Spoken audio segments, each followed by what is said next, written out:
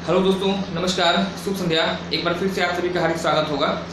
10 की दम एक महत्वपूर्ण श्रृंखला है जिसके अंतर्गत आने वाले 15 से 20 मिनट में मैं आपको विभिन्न जो 10 साल की परीक्षाएं हुई हैं, 10 साल या 12 साल में जितने भी वनडे एग्जाम आपके हुए हैं और इस सेक्शन से सामान्य अध्ययन से जितने भी प्रश्न आपके पूछे गए हैं, इनका मैं आपको कलेक्शन देता हूँ और साथ ही साथ इनका एक्सप्लेनेशन मैं आपको देता हूँ।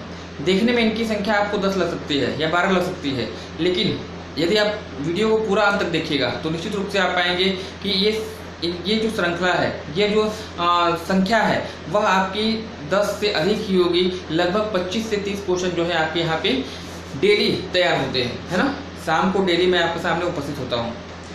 आगे बढ़ने से पहले यदि आप चैनल पहली बार आए हैं, चैनल को सब्सक्राइब करके बेल आइकन को प्रेस कर दीजिएगा, क्योंकि ऐसे ही हेल्पफुल कंटेंट मैं आपको देता रहता हूँ। 6 या 7 वीडियो मैंने दिए हैं, 6 या 7 वीडियो इस तरह के मैंने आपको दिए हैं।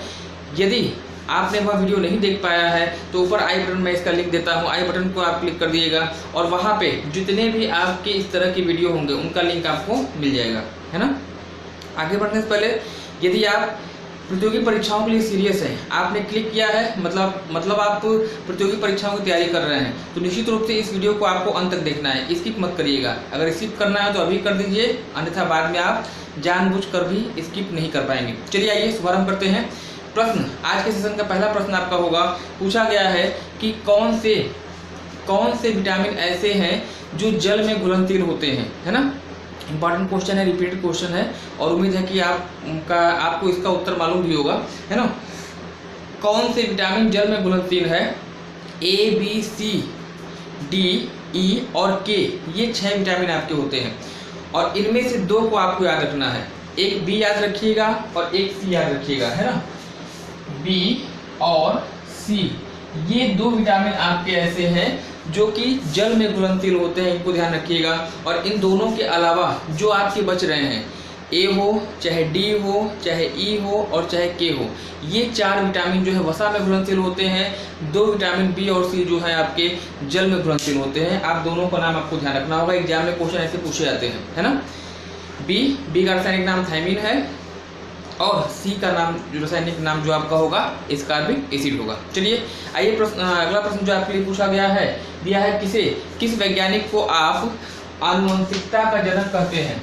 आनुवंशिकता का जनक, फादर ऑफ हेरिडिटी के नाम से किस वैज्ञानिक को जाना जाता है?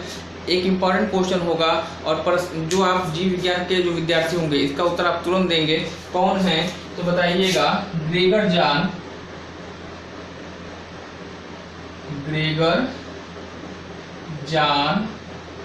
मेंडल, है ना। ग्रेगर जॉन मेंडल को जो है हेरिडिटी का फादर माना जाता है, आनुवंशिकता का जनक माना जाता है। और सबसे महत्वपूर्ण प्रश्न यहीं से आपका बनता है कि इन्होंने आनुवंशिकता संबंधित जो प्रयोग किए थे वो किसके पौधे पे किया था? तो ध्यान रखिएगा, मटर के पौधे पे, है ना। 2 चीज़ें आपको यहाँ पे ध्यान रखनी होंगी कि आनुवंशिकता के जनक कौन है, ग्रेगर जॉन मेंडल, और इन्होंने किस पौधे पर अपना प्रयोग किया था तो बता दीजिएगा, मटर के पौधे पे। अगला प्रश्न आपसे पूछा गया है कि मानव शरीर की जो सबसे छोटी हड्डी है ना, मानव शरीर की जो सबसे छोटी हड्डी है वह किस अंग में पाई जाती है? प्रश्न आपसे ये पूछा गया है, तो ध्यान रखिएगा जो मानव शरीर की सबसे छोटी हड्डी जो है वह आपकी है स्टेप्स, है ना। स्टेप्स है और कहाँ पाई जाती है तो कान में, है ना। मानव शरीर की सबसे छोटी हड्डी आपकी स्टेप्स है, कहाँ पाई जाती है तो आप कह सकते हैं कान में। और यहीं पे मैं अगर आप पूछूं आपसे कि मानव शरीर की सबसे लंबी हड्डी कौन सी है तो फीमर बताइएगा, और ये कहाँ पाई जाती है तो पैरों में आपकी पाई जाती है ना। तो सबसे छोटी स्टेपी कान में और सबसे बड़ी फीमर जो कि पैरों में है। चलिए अगला आपसे पूछा गया है उत्तर प्रदेश के उस जिले का नाम बताइएगा, उस जिले का नाम बताइए जो सर्वाधिक अन्य राज्यों की सीमाओं से स्पर्श करता है। उत्तर प्रदेश का एक ऐसा जिला जो सर्वाधिक अन्य राज्यों की सीमाओं से टच करता है। एग्जाम में पूछा गया क्वेश्चन है, ट्रिपल स्टार वाला क्वेश्चन होगा, वेरी वेरी इंपॉर्टेंट, श्रेणी में लेके चलिएगा। अगर आप यूपी का कोई एग्जाम दे रहे हैं, यूपी का कोई भी एग्जाम दे रहे हैं, चाहे आप लोक सेवा आयोग का एग्जाम हो, चाहे समीक्षा अधिकारी का एग्जाम आपका हो, चाहे यूपी पुलिस हो, कांस्टेबल हो, एसआई हो, चाहे कोई भी यूपी का एग्जाम हो, ये क्वेश्चन आपको हर जगह मिल जाएगा। प्रचलित क्वेश्चन है, गलत आपसे नहीं होना चाहिए। उस जिले का नाम आपसे पूछा गया है जो सर्वाधिक अन्य राज्यों की सीमाओं से स्पर्श करता है, जिला बता दीजिएगा सोनभद्र, है ना। सोनभद्र एक ऐसा जिला है जो सबसे अधिक राज्यों की सीमाओं से स्पर्श करता है। और कितने राज्य होंगे तो बता दीजिएगा 4 राज्य। 4 राज्य कौन कौन से, हाथों गिन लीजिए। सबसे पहले मध्य प्रदेश आता है, सेकंड नंबर पे मध्य प्रदेश से अलग हुआ राज्य आपका छत्तीसगढ़, तीसरे नंबर पे बिहार है, और चौथा नंबर बिहार से अलग हुआ राज्य झारखंड। मध्य प्रदेश, छत्तीसगढ़, झारखंड और बिहार, ये 4 राज्य से आपका सोनभद्र की सीमा स्पर्श करती है। इस तरह से जो प्रश्न में आपसे पूछा गया था, सर्वाधिक अन्य राज्यों की सीमाओं से स्पर्श करने वाला राज्य कौन सा होगा, उत्तर आप बताइएगा सोनभद्र। इसके अलावा सोनभद्र कुछ और विशेषताएं हैं जहां से प्रश्न आपके बनते हैं। पहली विशेषता सोनभद्र की होगी, उत्तर प्रदेश का दूसरा सबसे बड़ा जिला है। According to area Uttar Pradesh का दूसरा सबसे बड़ा जिला अगर आपसे पूछा जाए, लखीमपुर खीरी के बाद सेकंड नंबर पे आपका सोनभद्र आता है। पहली विशेषता हो गई। दूसरी चीज, इसे ऊर्जा का अंचल कहा गया है। सोनभद्र को आप ऊर्जांचल के नाम से जानते हैं। तीसरी विशेषता इसकी है, सर्वाधिक वन क्षेत्र अगर उत्तर प्रदेश के किसी जिले में है ना, सबसे अधिक वन क्षेत्र अगर किसी जिले में पाए जाते हैं आपके सोनभद्र में है। और चौथी विशेषता याद रखिएगा, सर्वाधिक जनजातियां अगर किसी जिले में पाई जाती हैं तो वह आपकी इसी सोनभद्र में पाई जाती हैं। तो 4 विशेषताओं के साथ उत्तर प्रदेश का एकमात्र ऐसा जिला जो 4 राज्यों को स्पर्श करता है, सोनभद्र बताइएगा, बिहार, मध्य प्रदेश, छत्तीसगढ़ और झारखंड से, है ना। चलिए अगला प्रश्न जो आपसे पूछा गया है, हॉकी के जादूगर मेजर ध्यानचंद का जन्म किस राज्य में हुआ है। राज्य आपसे पूछा गया है, ध्यान रखिएगा, राज्य पूछा गया है, ना कि स्टेट, ना कि आपकी डिस्ट्रिक्ट पूछा गया है। तो हॉकी के जादूगर जो आप मेजर ध्यानचंद के रूप में जाने जाते हैं, इनका जन्म हुआ था उत्तर प्रदेश में, है ना, उत्तर प्रदेश। और जिला अगर आपसे पूछा जाए, इलाहाबाद बताइएगा। उत्तर प्रदेश के इलाहाबाद जिले में या प्रयागराज जिले में जो है मेजर ध्यानचंद का जन्म हुआ था 29 अगस्त को। और 29 अगस्त इन्हीं का जन्मदिन है, और इनके जन्मदिन को जो है आप राष्ट्रीय खेल दिवस के रूप में मनाते हैं। इतनी जानकारी होगी मेजर ध्यानचंद के संबंध में, है ना। फिलहाल जन्म कहाँ हुआ है, इलाहाबाद, उत्तर प्रदेश में। नेक्स्ट अगला पूछा गया है, उत्तर प्रदेश का नवीनतम नगर निगम कौन सा है। उत्तर प्रदेश का नवीनतम नगर निगम कौन सा है, करंट संबंधित ये इंपॉर्टेंट क्वेश्चन आपका होगा, ट्रिपल स्टार वाला क्वेश्चन है। उत्तर प्रदेश में कुल नगर निगमों की संख्या जो है ना, उत्तर प्रदेश में कुल कितने नगर निगम आपके हैं, 17 हैं। नवीनतम कौन सा है, शाहजहांपुर, है ना। नवीनतम जो आपका हो जाएगा शाहजहांपुर, है ना। शाहजहांपुर जो है आपका नवीनतम नगर निगम आपका होगा, इसको ध्यान रखिएगा। और शाहजहांपुर की एक विशेषता मैं आपको और बता दूं, 2 विशेषता मैं बताऊंगा शाहजहांपुर की। एक तो आपने बता दिया कि सबसे नवीनतम नगर निगम आपका है। शाहजहांपुर में ही एक मेला लगता है, बहुत ही फेमस मेला है, अढ़ाई घाट मेला, है ना। अढ़ाई घाट मेला आपका जो है शाहजहांपुर में लगता है। और दूसरी चीज याद रखिएगा, उत्तर प्रदेश का राजकीय जो गन्ना अनुसंधान केंद्र है, उत्तर प्रदेश राजकीय गन्ना अनुसंधान केंद्र कहाँ पर स्थित है, वह यहीं शाहजहांपुर में है। तो 2 विशेषता इसकी याद रखिएगा। तीसरी विशेषता अभी आपसे पूछी गई है कि नवीनतम नगर निगम कौन सा है, 17वां कौन सा है, तो शाहजहांपुर आपका होगा, है ना। बेहतरीन प्रश्न है। जितने भी मैंने प्रश्नों का कलेक्शन किया है, आप खुद इस बात का कलेक्शन करिएगा, अंदाजा लगाइएगा, इसको आप देखिएगा, आप पाएंगे कि ये प्रश्नों का स्तर निश्चित रूप से जो है कहीं से भी कम नहीं है ना। चलिए अगला प्रश्न बताइएगा कि भारत में बाघों के संरक्षण हेतु प्रोजेक्ट टाइगर का शुभारंभ किया गया था, किस वर्ष किया गया था, ये आपसे पूछा गया है। एक इंपॉर्टेंट क्वेश्चन होगा, इन्वायरमेंट के सेक्शन जहाँ भी आते हैं, इन्वायरमेंट संबंधित जितनी भी परीक्षाएं आपकी होती हैं, वहाँ पे क्वेश्चन कई बार पूछा गया है। प्रोजेक्ट टाइगर किस वर्ष आरंभ किया गया है, बताइएगा 1973 में, है ना। 1973 जिम कॉर्बेट नेशनल पार्क, जिसे आज की डेट में आप रामगंगा नेशनल पार्क के रूप में जानते हैं, 1973 से जिम कॉर्बेट से इसकी जो स्टार्टिंग हुई थी। और वर्तमान समय में कुल 51 ऐसे अभ्यारण्य हैं जहां पर आपका बाघों का संरक्षण किया जाता है ना। तो इस चीज़ को ध्यान रखिएगा। बाघों का प्रोजेक्ट टाइगर शुभारंभ कब हुआ है, तो 1973 ईस्वी में, है ना। बाघ की ही बात हो रही है तो बाघ गणना रिपोर्ट की बात कर लेते हैं। बाघ गणना रिपोर्ट आपकी 2018 में आई थी, लेटेस्ट आपका इन्फॉर्मेशन है। 14वीं बाघ गणना रिपोर्ट थी, जिसके आधार पे पूरे भारतवर्ष में संपूर्ण विश्व का लगभग 70% बाघ जो है निवास करते हैं, है ना। 70% निवास करते हैं। सर्वाधिक मध्य प्रदेश में है, इसके बाद आपका कर्नाटका में है और सबसे तीसरे नंबर पे आपका उत्तराखंड में है ना।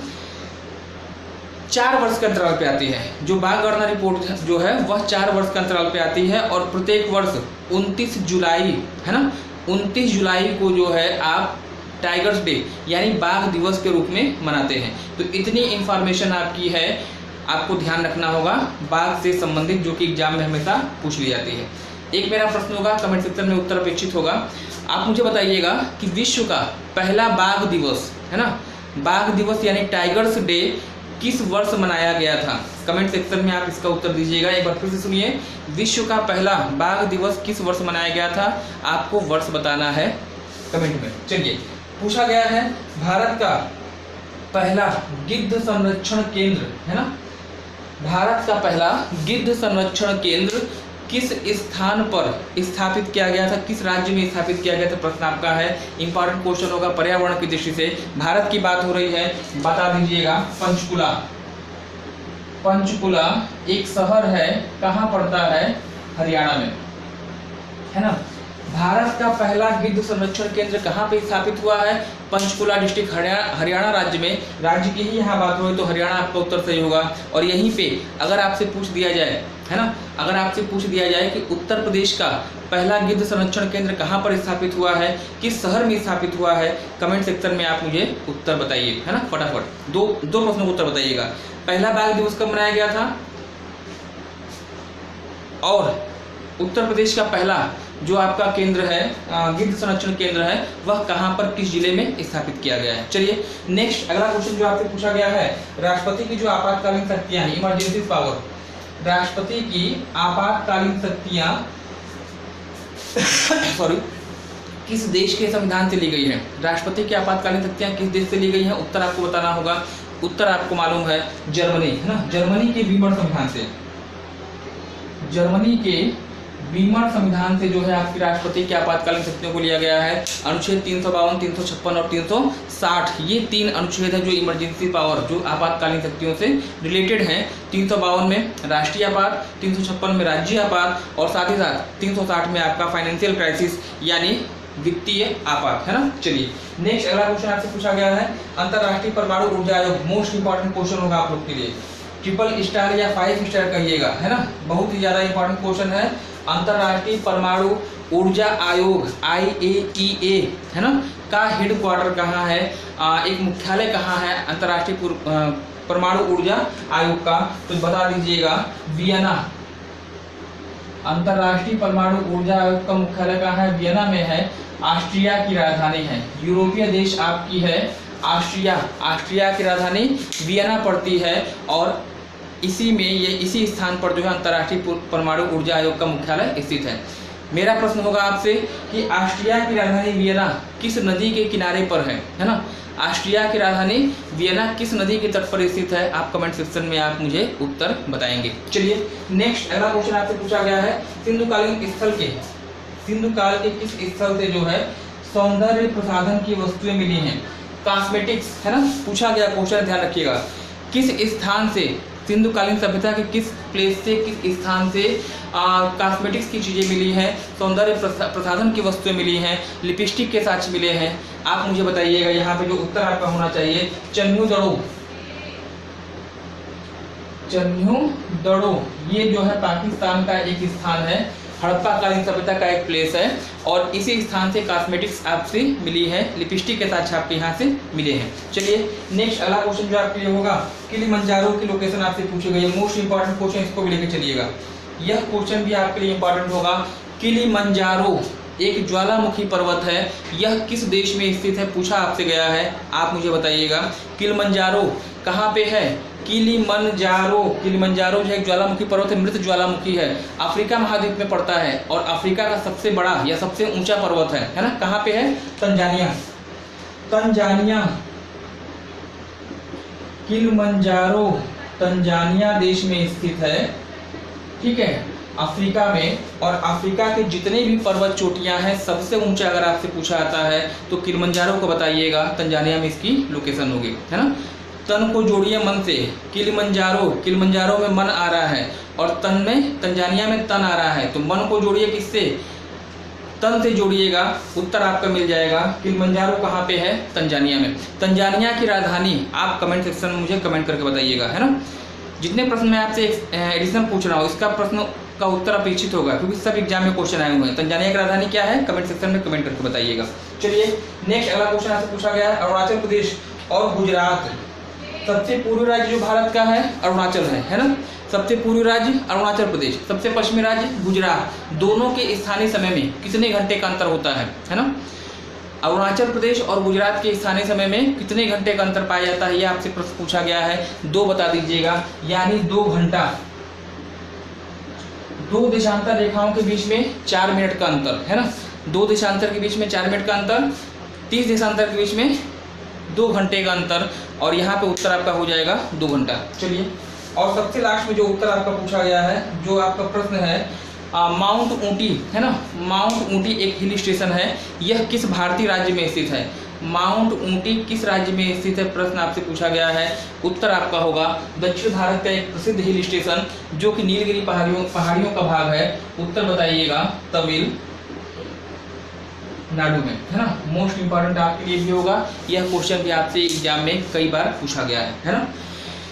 तो दोस्तों ये रहा एक महत्वपूर्ण सेशन, एक महत्वपूर्ण प्रश्नों की सीरीज, जिसके अंतर्गत लेखपाल विशेष, लेखपाल में इन प्रश्नों से आने की पूरी संभावना होगी।